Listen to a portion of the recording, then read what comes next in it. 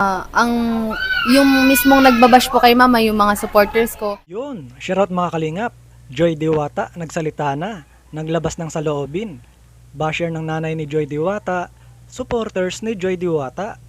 Ayan ang pag-uusapan natin.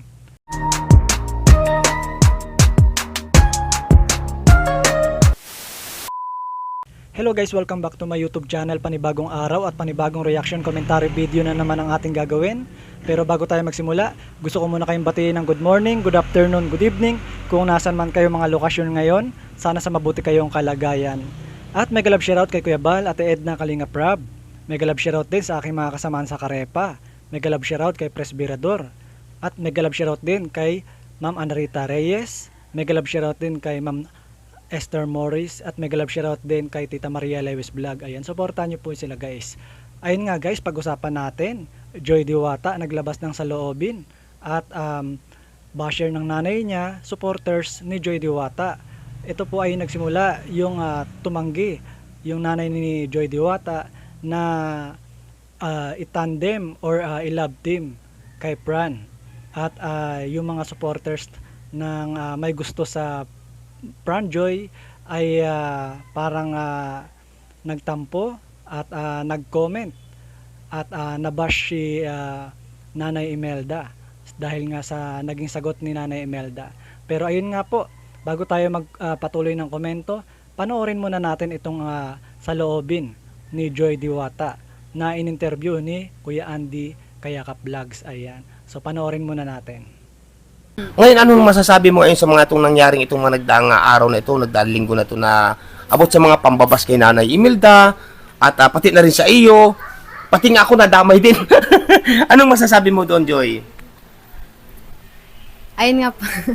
Yun po kay Andy, syempre hindi naman po ako nagsasalita po about sa dun sa issue po na yun. Oo, at alam ko naman tahimik ka talaga. Opo, syempre po, marami po kasing nadadamay. And okay lang din naman po sana kung ako na lang po yung binabash po nila kasi syempre sanay man na rin po ako.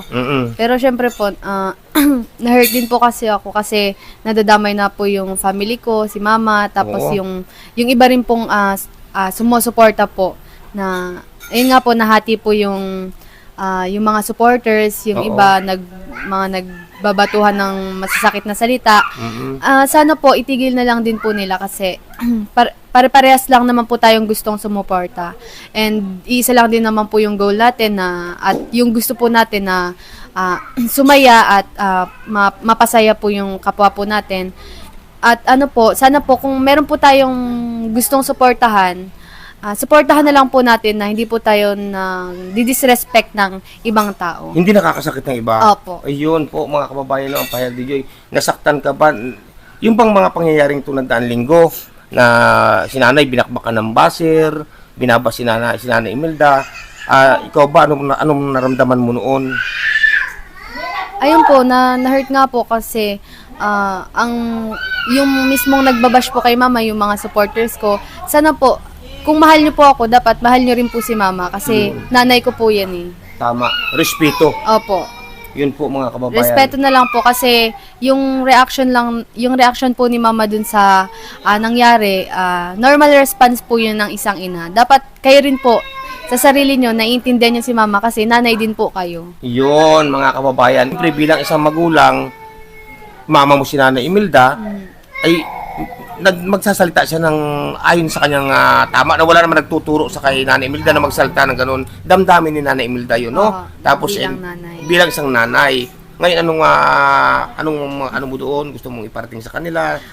Yun po, kung meron po tayong gustong suportahan, kung gusto niyo pong magsuporta, syempre, thank you so much po and na-appreciate ko po talaga yung support po ninyo.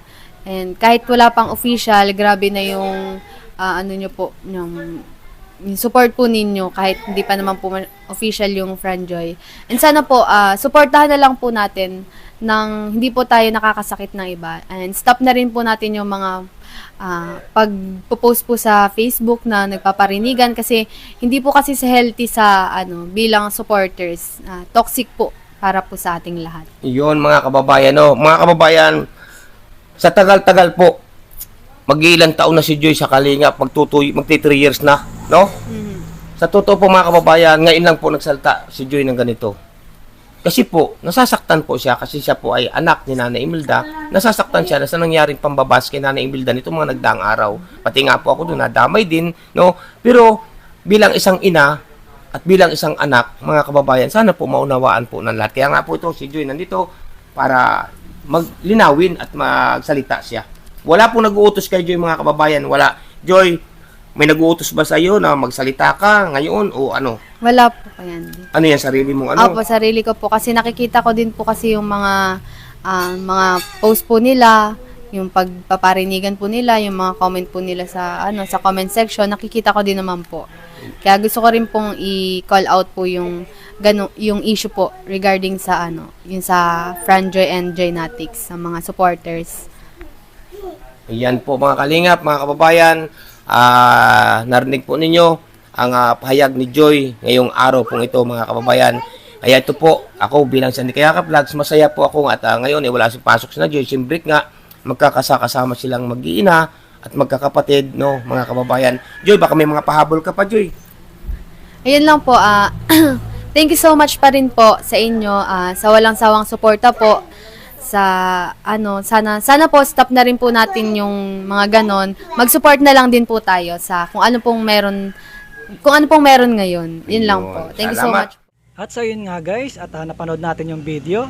Shoutout kay Kuya Andy Kayaka Vlogs. Ayan, sa mga gusto makapanood ng full video, panoorin nyo sa channel ni Kuya Andy Kayaka Vlogs.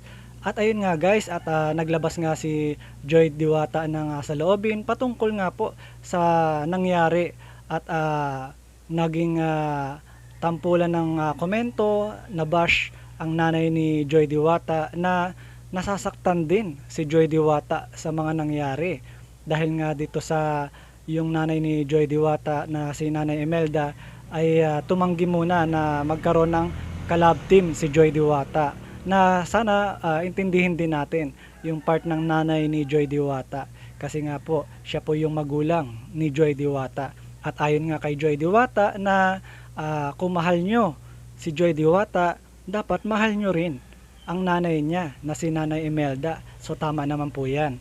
Kasi karamihan po sa mga nambash kay Nanay Imelda ay supporters ni Joy Diwata.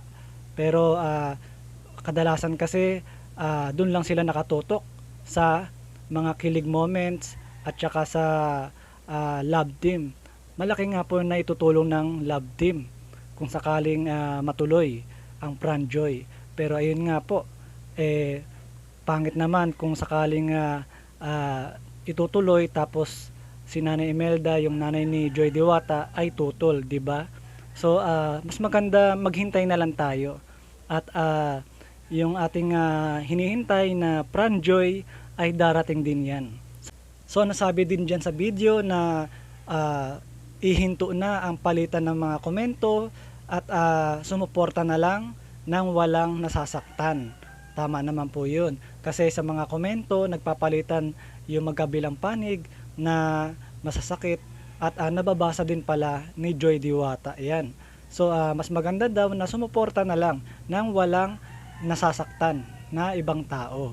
At ayon nga dito sa mga nasabi ni Joy Diwata na yung pangbabash sa nanay niya na itigil na daw gawa ng mas nasasaktan daw siya kasi nanay ni Joy Diwata yun. So nasabi din dito ni Joy Diwata sa video na normal response lang po ang ginawa ng nanay ni Joy Diwata na sana intindihin po at wag tayo magmadali kung sakaling hindi pa matuloy ang or hindi pa maging official ang Franjoy. Ang mahalaga nakasupport tayo kay Joy Diwata. Ayun naman po ang mahalaga. At kung sakaling matuloy ang Franjoy, syempre support tayo. Nasabi din ni Joy Diwata na ihinto na ang masasakit na palitan na komento sa social media at sumuporta na lang nang walang nasasaktan. So maganda nga po yun. So ayun nga po, sana naman magkasundo na po ang bawat panig sa may gusto sa Franjoy, sa mga ayaw sa magkaroon ng love team si Joy. So magkasundo na lang at dahil iisa lang naman ang sinusuportahan natin. Patuloy lang natin suportahan si Joy Diwata at ayun nga po, marami siyang blessing na natatanggap At ito nga po yung bahay na pinapagawa sa kanya ay talagang malapit na rin po yan. Makikita natin ang kabuuhan dahil mabibilis po gumawa ang mga trabahante na kinuha ni Kuya Andy Kayakap Vlogs. Ayan. At si Kuya Andy ang nangangalaga dyan. So, antabayanan lang natin yan guys. Marami pang mga blessing na paparating kay Joy Diwata. Kaya tuloy lang ang support kay Joy Diwata. Ayan. So, sana magkasundo na ang bawat panig at wag nang i-bash si Nanay Imelda. So, ayun lang guys ang aking reaction video for today. Magkita-kita ulit tayo sa next video. Thank you for watching. God bless.